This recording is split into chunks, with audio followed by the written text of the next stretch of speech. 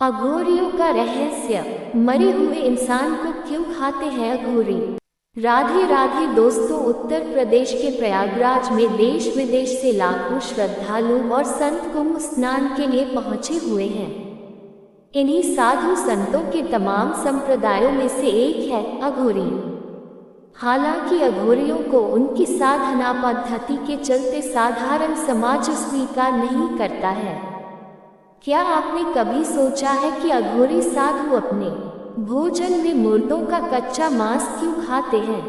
पद्धति के चलते साधारण समाज अघोरी साधु भगवान शिव को मोक्ष का मार्ग मानकर उनकी घोर साधना करते हैं और शिव को सर्वज्ञ, सर्वव्यापी और सर्वशक्तिमान मानते हैं। अघोरी जन्म मृत्यु के भय से परे माने जाते हैं और इसी वजह से ये शमशान में भी रहते हैं। अघोरी और नागा साधुओं के बीच भी अंतर होते हैं। संगम नगरी प्रयागराज में महाकुंभ का शुभारंभ हो गया है। आस्था के इस समागम में देश दुनिया से साधु संत हिस्सा लेने आ रहे हैं।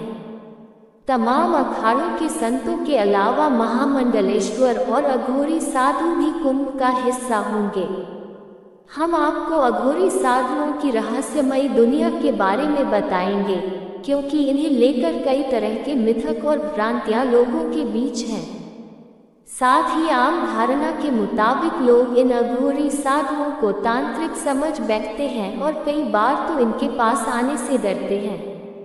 सबसे पहले आपको बताते हैं कि आखिर अघोरी शब्द कहाँ से आया।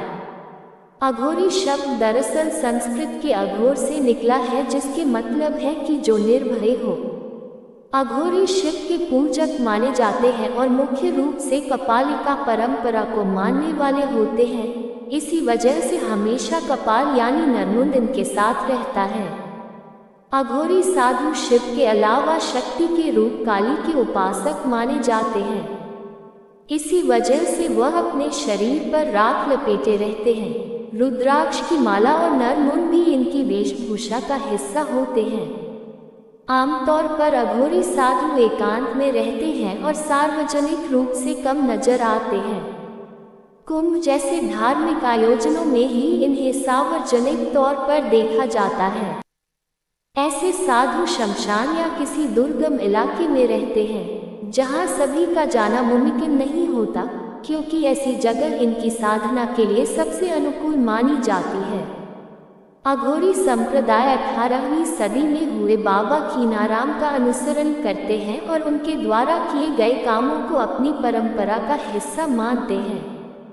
सबसे पहले अघोरी की उत्पत्ति काशी से हुई थी और तब से ये देश भर के मंदिरों में फैल गए। अघोरी साधु शिव को मोक्ष का मार्ग मानकर उनकी घोर साधना करते हैं और शिव को सर्वज्ञ, सर्वव्यापी और सर्वशक्तिमान मानते हैं। अघोरी जन्म मृत्यु के भय से परे माने जाते हैं और इसी वजह से ये शमशान में रहने से भी बिल्कुल नहीं डरते।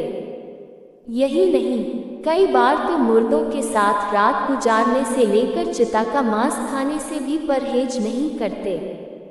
चिता से अर्ध जला मांस खाने को भी वह अपनी परंपरा का हिस्सा मानते हैं। मान्यता है कि अगर ऐसा करने में उन्हें डर न लगे, घृणा न हो, तो वे अपनी साधना में पक्के हो। अघोरियों की साधना अपरंपरागत होती है। आमतौर पर हम सभी साफ सुथरी जगह पर पूजा अनुष्ठान करते हैं, वहीं अघोरी अपनी साधना के लिए शमशान घाटों को चुनते हैं। कहा जाता है कि अघोरियों की मान्यता है कि सब कुछ शमशान से जुड़ा हुआ है और यहीं से जीवन की उत्पत्ति होती है। अघोर पंथ में 3 तरीके की आराधना होती है, जिनमें है शमशान साधना, शिव साधना और शव साधना। कहा जाता है कि जब अघोरी शव के ऊपर पैर रखकर साधना करते हैं तो उसे शिव और शव साधना कहा जाता है। ऐसी साधना में मुर्दे को प्रसाद के रूप में मांस और मदिरा चढ़ाया जाता है। इसके अलावा शमशान साधना होती है, जिसमें परिवारजनों को भी शामिल किया जा सकता है। अघोरी साधुओं का व्यवहार काफी विचित्र होता है। वे किसी से बात करना पसंद नहीं करते और न ही अपनी दुनिया के बारे में ज्यादा कुछ बताते हैं। अघोरियों को तंत्र विद्या का जानकार माना जाता है। कहते हैं कि अघोरी समाज के भले के लिए ये विद्याएं सीखते हैं। ये व्यवहार से काफी रूखे होते हैं। कहा जाता है कि अघोरी बनने की पहली शर्त होती है अपने मन से घृणा को निकाल देना। वे खुद को इस तरह ढालते हैं कि जिन चीजों से समाज घृणा करता है उसे अघोरी अपनाते हैं। आमतौर पर लोग शमशान, शव, कफन से घृणा करते हैं, लेकिन अघोरी इन चीजों के साथ रहते हैं। माना जाता है कि महाकुंभ में आने के बाद अघोरी फिर से श्मशान में चले जाते हैं। कहानी कैसी लगी कृपया कमेंट करके अवश्य बताएं। वीडियो को लाइक शेयर अवश्य करें। नई कथाओं के लिए चैनल को सब्सक्राइब करें। आपका साथ और सहयोग हमेशा बना रहे। राधा रानी की कृपा आप सभी पर बनी रहे। धन्यवाद। राधे राधे।